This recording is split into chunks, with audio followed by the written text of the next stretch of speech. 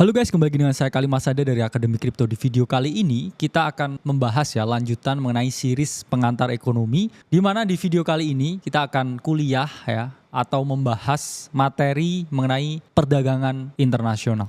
Jadi sebelum kita mendalami mengenai perdagangan internasional, kita mengulas dulu materi yang telah kita jelaskan sebelumnya mengenai mekanisme pasar. Jadi dalam mikroekonomi ini ada banyak sekali keseimbangan harga yang terjadi. Jadi kalau kita di sini ngomongin kemarin jam tangan ini adalah jam tangan Rolex misalkan. Nah ini akan mencapai equilibrium ketika pembeli dan juga penjual atau ketika penawaran dan permintaan itu bertemu pada satu titik yang sama atau titik equilibrium. Nah titik equilibrium ini adalah keadaan atau titik di mana ketika para pembeli dan penjual ini menyepakati yang namanya harga dengan kuantitas yang dijual. Kalau itu kan saya ungkapkan Rolex nggak akan bisa turun dari 100 juta. Karena apa? Karena sudah ada keseimbangan harga yang terjadi di situ. Nah, itu adalah ekonomi mikro. Lingkupnya hanya tentang satu perdagangan di satu region tertentu, satu area tertentu, yang mana itu sifatnya sangat amat kecil. Nah, di sini kalau kita ngomonginnya itu udah di level negara, bahkan dunia atau internasional, kita tidak membicarakan satu kurva keseimbangan pasar. Tapi kita mempelajari banyak sekali kurva keseimbangan pasar. Yang mana di sini ketika kita ngomongin jam tangan Rolex, yang menginginkan jam tangan Rolex itu tidak hanya di Indonesia. Tapi teman-teman kita, penduduk di negara lain, seperti Amerika, Kanada, Switzerland, Afrika, Australia, dan lain sebagainya, ini juga menginginkan jam tangan Rolex. Sehingga ketika kita zoom out, bukan hanya di lingkup Indonesia, tapi ini mekanisme pasar secara makro, ini adalah kumpulan dari berbagai kurva permintaan dan kurva penawaran. Jadi misalkan kita di sini ada terjadi suatu perdagangan di suatu negara tertentu, ternyata kalau kita zoom out ini ternyata ada banyak sekali perdagangan, permintaan dan penawaran, keseimbangan pasar yang terbentuk di berbagai negara yang berbeda. Jadi memang pada dasarnya konsep ekonomi makro itu adalah kumpulan dari berbagai ekonomi mikro Jadi makro ini adalah wadah atau payung dari permintaan dan penawaran. Karena kalau kita berbicara mengenai mekanisme pasar, itu masuknya ke dalam mikroekonomi. Karena adanya suatu transaksi jual beli di lingkup tertentu. Kalau makro ini sudah cross border keluar dari suatu teritori tertentu. Sehingga kalau kita ngomongin jam tangan Rolex ini pasti berbeda harganya di Indonesia atau di Amerika. Karena apa? Beda wilayah, beda penduduk, beda selera, beda preferensi, dan juga beda kebutuhan serta urgensinya terhadap jam tangan Rolex itu. Jadi sebelum kita membahas mengenai perdagangan internasional, kita kembalikan dulu ke mekanisme pasar yang mikro dan juga mekanisme pasar yang makro. Nah, lalu secara definitif, apa sih sebenarnya perdagangan internasional itu? Jadi perdagangan internasional itu merupakan suatu kegiatan jual dan beli barang atau jasa yang dilakukan dua orang atau lebih yang melewati batas negara tertentu. Jadi teman-teman di sini diingat kata kuncinya batas negara tertentu. Mungkin kalau kita ngomongin dalam skala dalam negeri, ini bukan termasuk dalam perdagangan internasional. Tapi kalau kita melakukan yang namanya jual dan beli dengan teman-teman kita yang di Amerika misalkan, ini kita membicarakan tentang perdagangan internasional. Jadi perdagangan internasional itu sifatnya sangat luas sangat holistik, sangat global. Itulah kenapa banyak orang berbicara dan mengaitkan perdagangan internasional ini dengan adanya globalisasi atau dunia ini seakan-akan menjadi semakin sempit. Karena kita bisa tidak hanya berkomunikasi, tapi juga bertransaksi dengan teman-teman kita yang ada di luar sana. Jadi dunia ini makin lama sebenarnya menjadi semakin sempit dengan adanya teknologi. Jadi teknologi itu rasanya membawa sesuatu yang sangat jauh itu menjadi sangat dekat. Tapi teman-teman juga ingat dengan adanya teknologi ini membuat sesuatu yang sangat dekat juga terasa sangat jauh.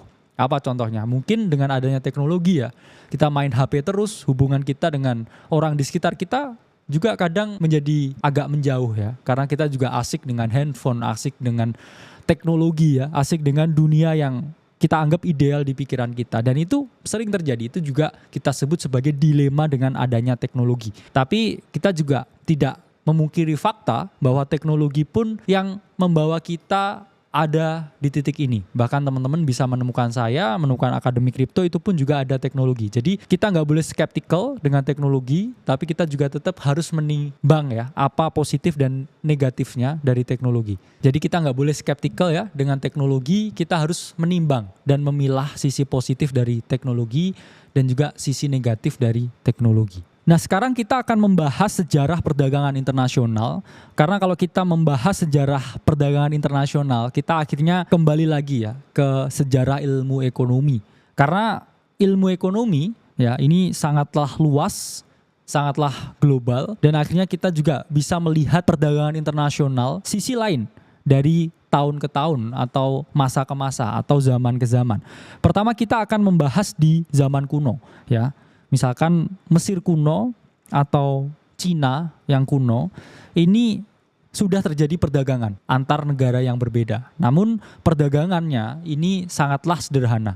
Jadi hanya komoditas logam ya, dan juga hasil panen yang sifatnya masih belum terolah. Jadi ketika Cina membuka jalur sutra, yaitu adalah jalur yang menghubungkan antara Cina dengan Eropa, di sini sudah mulai perdagangan ya. Nah, jadi perdagangan ini sudah ada ya sejak zaman 3 sebelum Masehi. Jadi kita udah melihat banyak bukti sejarah ya dari zaman 3 sebelum Masehi. Jadi memang pada dasarnya kebutuhan manusia untuk berdagang itu sudah ada sejak nenek moyang kita. Kenapa? Karena memang tidak ada orang yang bisa hidup sendiri.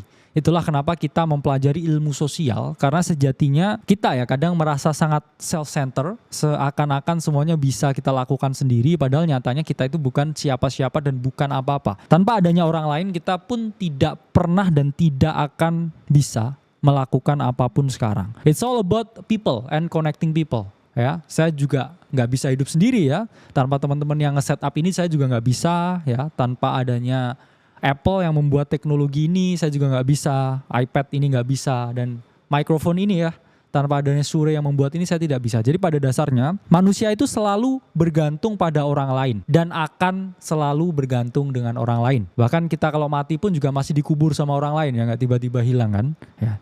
Nah, selanjutnya kita akan membahas ya fast forward di abad pertengahan, di mana abad pertengahan ini 5 sampai 15 ya sebelum Masehi, di mana di sini abad pertengahan ini ekonomi dikuasai oleh para kaisar ya. Sebelumnya udah dijelaskan ya. Jadi para kaisar ini di pesisir laut utara mendirikan banyak kerajaan, yang mana kerajaan itu menampung berbagai barang dari Asia ya, Asia dan negara-negara lain masuk ke Eropa, dan ini barangnya yang dipertukarkan di sini jauh lebih advance ya, karena ini ada yang namanya time gap.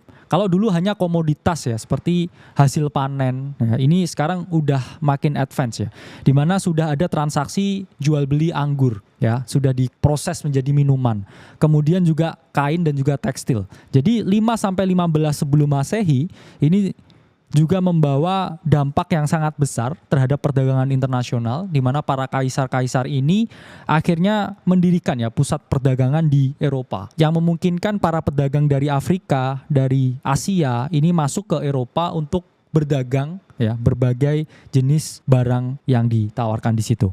Nah, selanjutnya kita akan membahas mengenai abad penjelajahan, yang mana ini terjadi ya 16 sampai 17 sebelum Masehi. Setelah abad pertengahan terjadi. Apa yang terjadi di abad penjelajahan ini? Jadi apa yang terjadi di abad penjelajahan ini? Jadi pada saat itu berbagai kaisar-kaisar dan juga para petinggi negara di abad pertengahan ini mencoba ya mengeksplorasi daerah lain, yang mana mereka ada kecenderungan ya tidak puas dan tidak cukup dengan sumber daya yang ada di daerah mereka sendiri, sehingga mereka akhirnya memutuskan untuk bagaimana kalau kita menjelajah ya sepanjang lautan, siapa tahu ya kita menemukan suatu daratan baru, yang mana daratan baru itu pasti di sana ada banyak sekali sumber daya ekonomi yang bisa kita manfaatkan. Hingga akhirnya Christopher Columbus ini ke Amerika ya dan menemukan USA. Akhirnya Christopher Columbus ini ya setelah menemukan USA, banyak sekali orang-orang Eropa ya dari Spanyol dan juga Portugal ini juga akhirnya ke Amerika karena di sana ditemukan daratan baru. Sehingga ada harapan baru, ada sumber ekonomi baru yang mana harapannya ya ini dapat meningkatkan kemakmuran mereka. Karena pasti ketika di abad pertengahan ini semuanya serba dibatasi oleh kaisar di Eropa. Yang mana semua ini hanya milik kaisar ya, semua ini hanya milik negara. Sehingga setelah ditemukannya Amerika ya, ini para penjelajah ini saya menyebutnya, ini akhirnya mereka berbondong-bondong ke Amerika, berharap mengubah nasibnya. Ya sama seperti ya orang yang desa ke kota, berharap mereka bisa meningkat secara ekonomi. Kemudian ya di abad ke-18 ya Adam Smith mengemukakan ya buku yang paling bersejarah ya sepanjang mungkin sejarah ekonomi manusia, yaitu adalah The Wealth of Nation, di mana di buku tersebut diungkapkan bahwa suatu negara itu dapat meningkatkan kompetensi mereka ketika mereka melakukan efisiensi produksi di negara tersebut. Sehingga apa yang terjadi ya, ekonomi klasik yang digaungkan oleh Adam Smith saat itu mempelopori yang namanya revolusi industri. Jadi semua ya negara ini berbondong-bondong memproduksi barang dan jasa mereka, dan era revolusi industri ini ya akhirnya membawa kita ke dalam era yang namanya semua pengennya efisiensinya tinggi, dan juga karena efisiensi yang sangat tinggi ya itu pasti ada yang namanya dikecilkan terus biaya produksinya, yang mana salah satu biaya produksinya itu adalah human capital atau sumber daya manusia ya. Pada saat itu ya para bosnya ini udah hidup dengan sangat mewah ya karena adanya efisiensi yang sangat baik dari ditekannya biaya human capital yang sangat tinggi. Hingga akhirnya banyak orang ya yang merasa tereksploitasi, mereka yang merasa ya deserve more dari apa yang mereka kerjakan. Karena era revolusi industri ini memberikan banyak tekanan ya kepada para pegawai dan juga para pekerja pada saat itu. Nah, era revolusi industri itu sendiri menerima banyak kritik dari para pakar. Jadi di akhir abad ke-19 ini ada seorang pakar dari Jerman yang bernama Karl Marx. Jadi beliau ini mengungkapkan suatu buku revolusioner bernama Das Kapital. Jadi Das Kapital ini merupakan suatu buku yang mengkritik keras apa yang dilakukan oleh Adam Smith di ekonomi klasik ini. Di mana di situ Karl Marx mengungkapkan bahwa eksploitasi yang sangat berlebihan terhadap sumber daya, terutama sumber daya manusia, ini menyebabkan adanya pihak-pihak yang tereksploitasi. Sehingga banyak orang yang pada saat itu akhirnya juga setuju ya dengan Karl Marx, terutama para buruh ini yang setuju dengan Marxisme ini. Jadi mereka merasa dieksploitasi oleh sistem kapitalis yang sangat tinggi ya, yang mana hanya menguntungkan segelontor pihak saja. Jadi mereka menginginkan sesuatu yang lebih dari apa yang mereka kerjakan. Nah, selanjutnya di era modern ya, ini setelah 1940, setelah 1950 ya, pasca Perang Dunia Kedua, karena adanya konflik kepentingan yang sangat tinggi dari yang di kiri dan yang di kanan, ini akhirnya menimbulkan banyak sekali konflik sosial, bahkan terjadi perang dunia. Setelah terjadinya perang dunia 1940-an, 1950-an, ini kita memasuki era modern di mana di sini Keynesian ya ini menjadi penengah ya antara dua kubu ini yang berselisih. Dan di sini Keynesian menganggap bahwa dua konflik ini bisa diselesaikan dengan memasukkan pemerintah ya sebagai pihak ketiga di tengahnya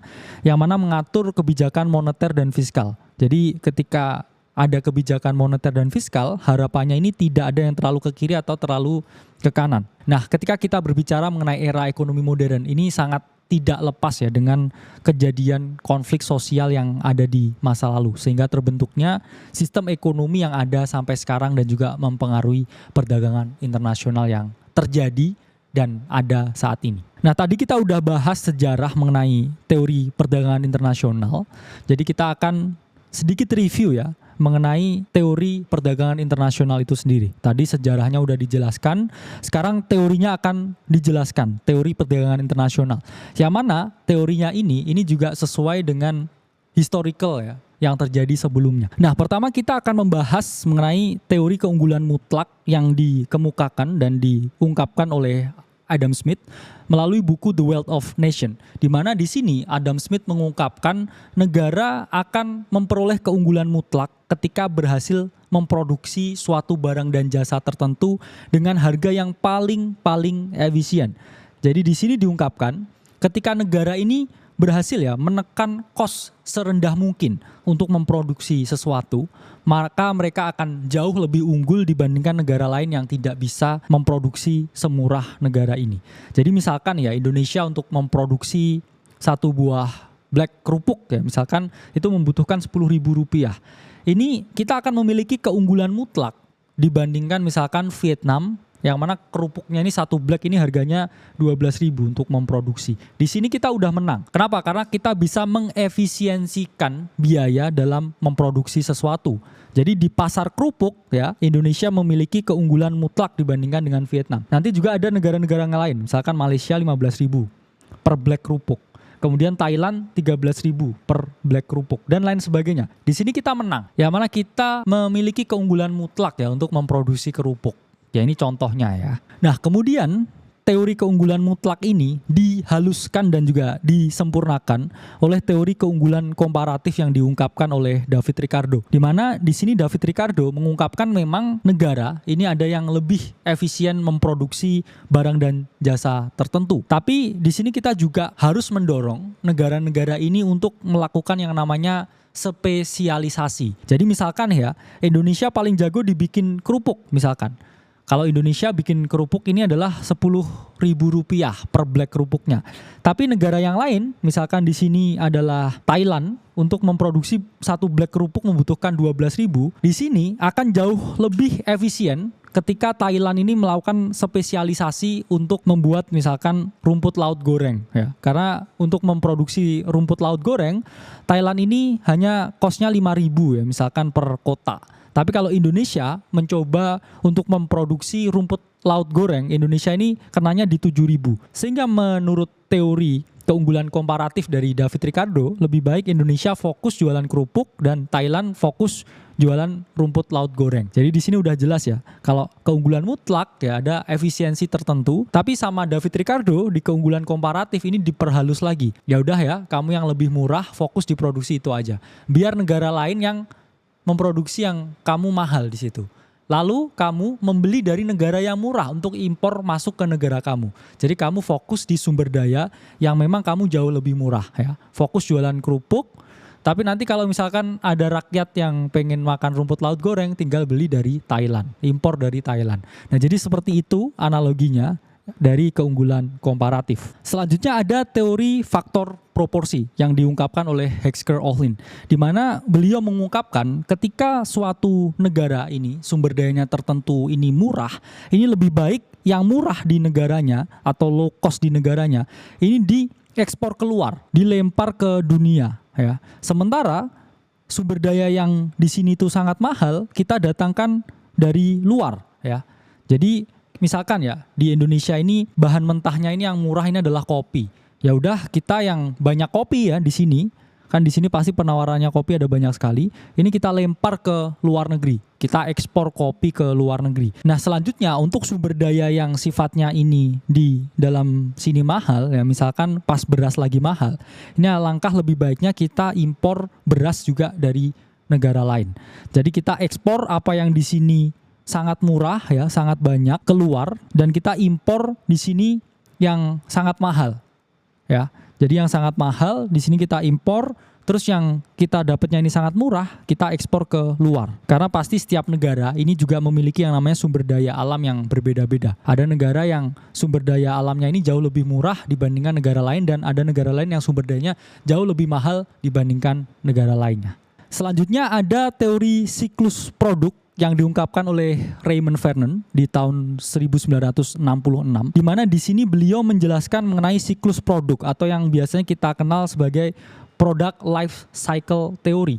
Jadi di sini diungkapkan ada suatu masa di mana market ini sangat menyukai produk yang kita buat. Jadi salesnya di awal-awal produk ini sangat tinggi sekali. Lalu ada yang namanya plateau atau titik di mana sales itu sudah mulai menurun. Jadi produk ini misalkan biskuit ya. Biskuit merek A misalkan. Ini sangat disukai oleh masyarakat pada awal-awal diluncurkan. Namun ya ada suatu titik ya, at some point ini sudah salesnya turun terus. Karena apa? Karena market ini merasa jenuh untuk mengkonsumsi biskuit yang sama. Sehingga melalui teori ini dijelaskan bahwa apabila kita tidak ingin tenggelam produknya dan kita tetap ingin bertahan di market untuk kembali mengalami kenaikan sales ya, di titik kita jatuh ini kita melakukan apa yang namanya adalah inovasi atau innovation.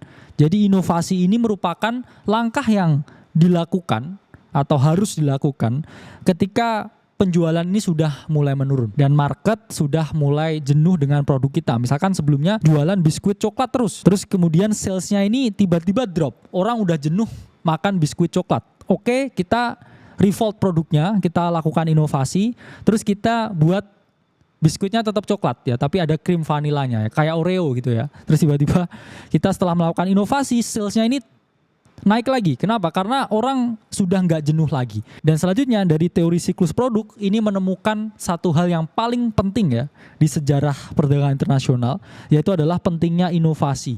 Dan semenjak saat itu banyak perusahaan yang melakukan research and development ya. Jadi bagian R&D-nya ini dipertegas lagi, diperkuat lagi supaya lini ini bisa melakukan yang namanya inovasi. Karena ternyata yang membuat produk itu immortal itu adalah inovasi ketika market ini mengalami kejenuhan. Nah selanjutnya teori perdagangan internasional terakhir yaitu adalah teori perdagangan baru yang diungkapkan oleh Paul Krugman di tahun 1980-an, di mana beliau ini menjelaskan kalau perdagangan internasional itu tidak sesederhana ya keunggulan mutlak dan juga keunggulan komparatif. Ternyata banyak sekali faktor yang mempengaruhi ya ketika perusahaan ini mau bersaing di pasar yang internasional. Salah satunya ya ini dua hal yang paling penting ya di sini, yaitu adalah adanya diferensiasi produk dan skala massal ketika memproduksi. Apa itu diferensiasi produk? Yaitu juga salah satu bentuk dari inovasi, di mana diferensiasi kita membedakan produk ya sesuai dengan target market yang berbeda. Nah, contohnya diferensiasi dari inovasi di sini adalah misalkan sama-sama biskuit, tapi biskuit untuk segmen mereka yang masuk kategori tua dengan biskuit yang mereka di kategori muda ini berbeda. Mungkin orang-orang tua ini sukanya biskuit rasa kopi, tapi anak-anak muda ini sukanya yang manis seperti vanila. Nah ini adalah salah satu ya bentuk diferensiasi untuk bisa menembak market yang berbeda. Jadi di sini teori perdagangan baru mengungkapkan emang nggak sesaklek itu ya perdagangan. Kalau kita bisa melihat peluang, kita melakukan diferensiasi, melihat market-market yang berbeda, kita juga bisa unggul dibandingkan dengan negara-negara tertentu yang biaya produksinya ini jauh lebih murah. Nah selanjutnya ketika kita melakukan produksi di skala yang lebih besar, itu ternyata akan jauh lebih murah daripada kita memproduksi di skala sedikit.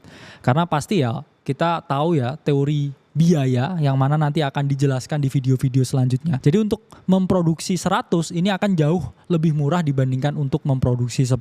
Jadi di sini dijelaskan memang lebih kompleks lagi di teori perdagangan baru, dan ini semua yang akhirnya ya membawa kita ke perdagangan internasional yang ada saat ini, di mana brand atau merek itu memberikan ya pengaruh yang sangat besar terhadap emosional dari para pembeli ini. Jadi kadang kita tereksploitasi oleh brand ya, yang mana ini sangat jenius sekali ya Paul Krugman membahas hal ini, sehingga akhirnya sejak saat itu ya perusahaan-perusahaan ini berfokus bukan hanya saingan harga, tapi mereka mendiferensiasikan produk mereka sesuai dengan segmen market yang berbeda, dan akhirnya mereka menempel ya yang namanya brand atau nama dari produk itu, sehingga saat itu ya ini merupakan hal yang revolusioner yang juga merubah era perdagangan internasional yang ada. Nah memang pada dasarnya melakukan perdagangan internasional itu karena ada kebutuhan ya, karena ada urgensi. Tanpa adanya urgensi atau kebutuhan untuk kita melakukan perdagangan internasional, ini nggak perlu dilakukan ya. Tapi karena adanya urgensi, di mana ada beberapa poin urgensi di sini.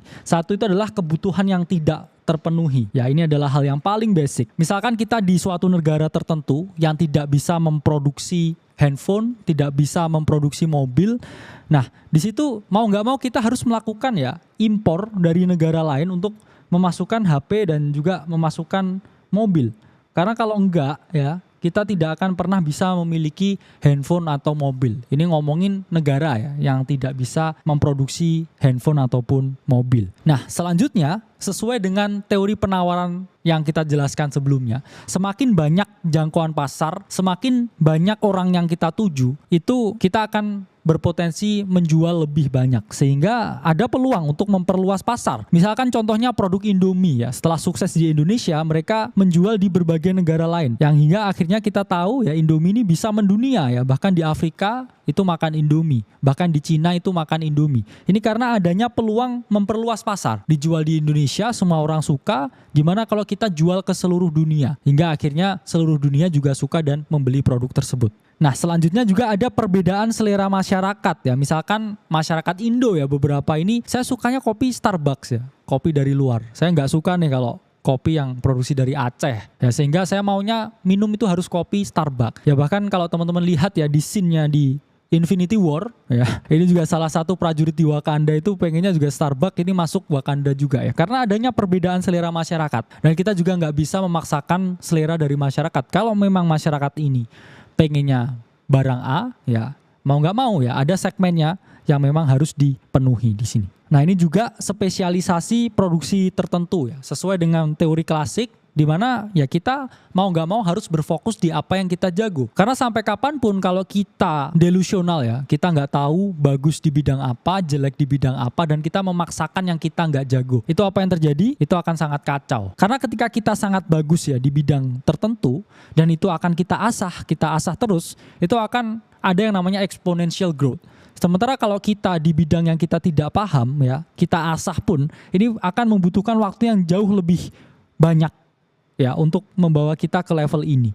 Sementara kalau kita fokus di sini apa yang kita jago, ya itu kita akan bisa menjadi semakin jago lagi. Contoh saya jagonya mungkin di investasi sama mengajar misalkan. Saya akan mengasah kemampuan investasi dan juga kemampuan mengajar saya. Kalau saya di bidang lain misalkan disuruh nyanyi ya, sampai mati pun ya suara saya nggak akan sebagus para penyanyi yang menang di Indonesian Idol sampai kapanpun, karena saya nggak jago di situ. Mending saya fokus mana? Investasi sama edukasi buat ngasilin duit, atau saya gaya-gayaan ikut Indonesian Idol? Jawabannya adalah saya harus fokus di apa yang saya sangat jago. Bahkan ada kurva ya yang menunjukkan orang yang tipikal sangat generalis ya, itu hanya memperoleh growth segini. Tapi orang yang berfokus pada spesialis ya, atau dia memilih bidang tertentu dan fokus di situ, ini growth-nya akan seperti ini. Ada suatu breaking point di mana dia akan mengalahkan para generalis. Jadi orang-orang yang generalis ya, misalkan oh saya juga ahli properti ya, ahli asuransi, ahli kripto ya, kemudian masih bahas ekspor impor, masih bahas ini, bahas itu, jadi content creator ya, food vlogger dan lain sebagainya. Ini akan kalah dengan satu orang yang fokusnya di kripto dan paling jago di situ, atau akan kalah dengan satu orang yang jagonya ekspor dan fokus di situ, akan kalah dengan satu orang yang emang jago nge-review makanan dan fokus di situ. Jadi apapun yang kalian jago itu harus kalian fokuskan. Jangan asah di apa yang kamu nggak bisa. Bahkan ini secara teori di ekonomi ini juga dijelaskan ya, bahwa negara ini harus memilih sektor apa yang harus mereka produksi, yang di situ dia itu adalah paling efisien dan juga paling jago. Namanya hidup ya, nggak ada yang selalu mulus. Begitu juga ketika teman-teman ini melakukan yang namanya perdagangan internasional.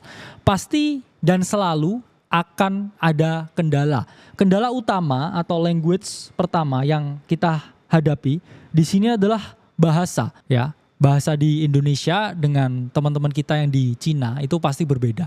Begitu juga bahasa teman-teman di Indonesia dengan teman-teman yang di Amerika pasti berbeda. Sehingga perlu ya suatu language khusus ya, yaitu adalah bahasa Inggris, yang mana adalah bahasa internasional. Karena apa pentingnya bahasa Inggris? Karena itu adalah bahasa yang universal, bahasa yang semua orang tahu. Sehingga untuk kita bisa melakukan perdagangan internasional, ya kita at least harus pintar berbahasa Inggris. Karena pasti ada chance ya orang-orang yang di Jepang, orang-orang yang di Cina, orang-orang yang di Afrika ini akan jauh lebih mengerti bahasa Inggris daripada bahasa di daerah tempat kita berasal. Jadi kita harus menguasai ya language, yaitu adalah bahasa. Ketika kita ingin mempersempit ya kendala perdagangan internasional ini. Nah, selanjutnya adalah mata uang atau currency. Jadi setiap negara ini memiliki mata uang yang berbeda-beda. Di Indonesia kebanyakan pakai rupiah, di Amerika hampir semuanya pakai dolar. Ini yang kadang menimbulkan suatu masalah ya, karena setiap negara ini memiliki mata uang yang berbeda-beda.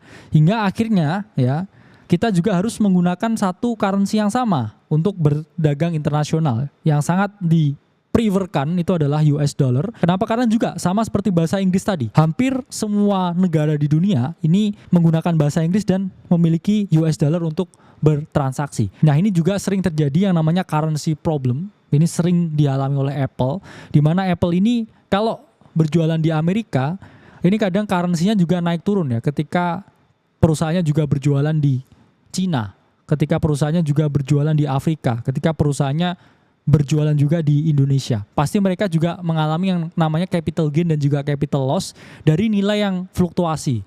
Itulah kenapa selalu dibedakan harganya. Jadi perbedaan harga ini juga untuk mengurangi ya efek dari currency ini yang cukup fluktuatif. Jadi memang nggak terlalu fluktuatif, tapi kalau salesnya selevel Apple ini berapa triliun setiap hari salesnya ya.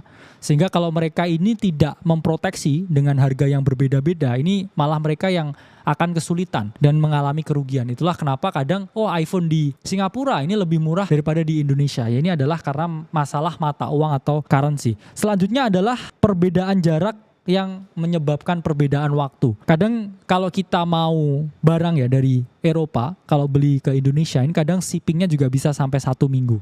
Ya, barang kita dibawa dulu di kargo, ya dikemas dan baru kita bisa sampai. Itulah mengapa beberapa barang tertentu yang sifatnya ini adalah komoditas yang mudah rusak, ini sangat sensitif terhadap waktu karena adanya perbedaan jarak dan juga waktu ini. Dan selanjutnya adalah regulasi. Kadangkala kita masuk ke negara tertentu yang sifatnya ini sangat tertutup, ini akan sangat sulit daripada kita memasuki negara yang terbuka. Udah dari segi bahasa, currency, jaraknya ini jadi kendala, terus tiba-tiba kita masuk ke negara tertentu yang sangat protektif ya terhadap barang impor. Itu kita akan menerima yang namanya penolakan. Dia nggak serta-merta menerima ya barang dari luar. Sehingga masalah regulasi ini juga adalah kendala yang sering kita hadapi ketika melakukan yang namanya perdagangan internasional. Nah, selanjutnya kita akan membahas mengenai sistem perdagangan internasional, di mana di sini akan dijelaskan mekanisme perdagangan ketika kita melakukan yang namanya perdagangan internasional. Pertama ini adalah barter ya. Barter ini adalah mempertemukan dua orang yang mau menukarkan dua barang yang berbeda.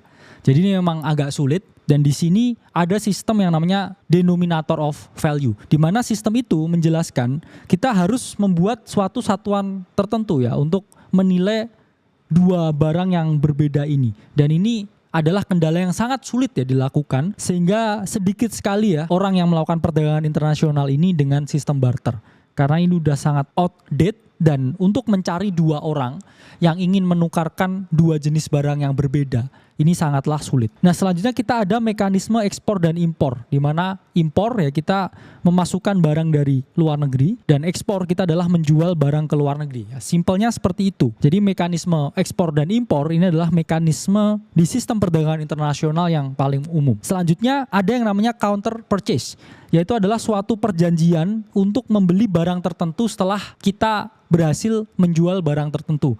Jadi misalkan kita di sini ya mau menjual barang A ya, in exchange of nanti barang B ini juga harus dijual atau harus dibeli. Jadi ini adalah suatu kesepakatan ya atau perjanjian yang sebenarnya saling menguntungkan ya. Misalkan saya mau beli tank ya, tapi kamu juga harus jualin saya punya peluru misalkan.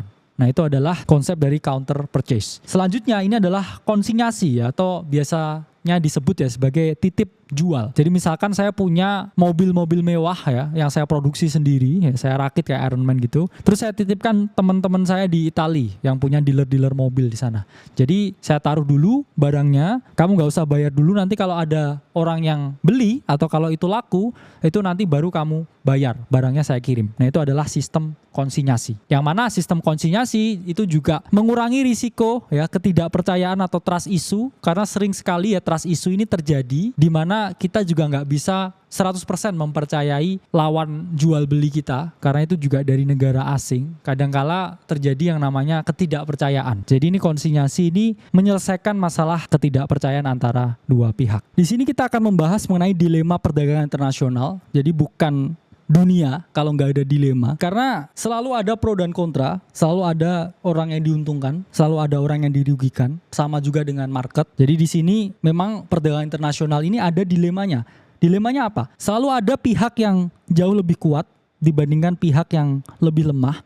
Ada pihak yang mungkin industrinya jauh lebih berkembang dengan signifikan, sehingga mereka bisa melakukan eksploitasi negara yang teknologinya masih belum seimbang atau belum naik secara signifikan. Jadi selalu ada dua kelas manusia, yaitu adalah mereka ya yang mampu dan yang tidak mampu. Dan ini akan semakin diperparah dengan adanya perdagangan internasional yang semakin global. Contohnya mungkin kita di sini buat produk yang sederhana ya, UMKM, tapi kadang kita juga kalah ketika ada perusahaan dari luar negeri yang memasukkan barang ke Indonesia, sehingga kita merasa tertindas ya. Misalkan kita di sini produksi payung ya, harganya 5.000 per produksi, tapi ada yang di marketplace payung itu dijual malah 4.000. Di situ kita akan sangat kalah saing, sehingga di sini yang kuat ini selalu ada kecenderungan ya menindas yang lemah. Sehingga kalau kita melihat di sini perdagangan internasional ini tidak lepas dari mekanisme pasar. Yang kuat selalu bertahan dan yang lemah ini harapannya juga bisa bertahan. Nah, disitulah peran dari pihak ketiga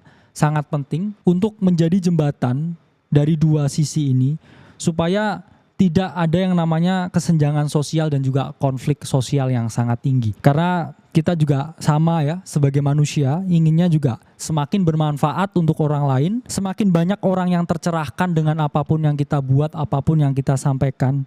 Begitu juga dengan perdagangan internasional di sini. Jadi seadil-adilnya itu adalah semua pihak merasa menang. Meskipun tidak semua pihak, tapi mayoritas pihak harus merasa menang. Sehingga di sini membawa kita refleksi sebagai pemuda untuk melihat dunia, di mana kita sudah melihat dunia ini ada sisi adilnya, ada sisi tidak adilnya. Memang dunia ini saya percaya sangat adil, tapi tidak semudah itu untuk mencapai apa yang kita inginkan. Jadi saya sedikit advice ke teman-teman di sini, jangan terlalu wah ya melihat apa yang kelihatannya berkilau. Kenapa? Karena yang berkilau itu juga belum tentu emas. Akan jauh lebih baik kita ini bersyukur dengan apa yang kita miliki saat ini di Indonesia. Ya, kita semua cinta Indonesia.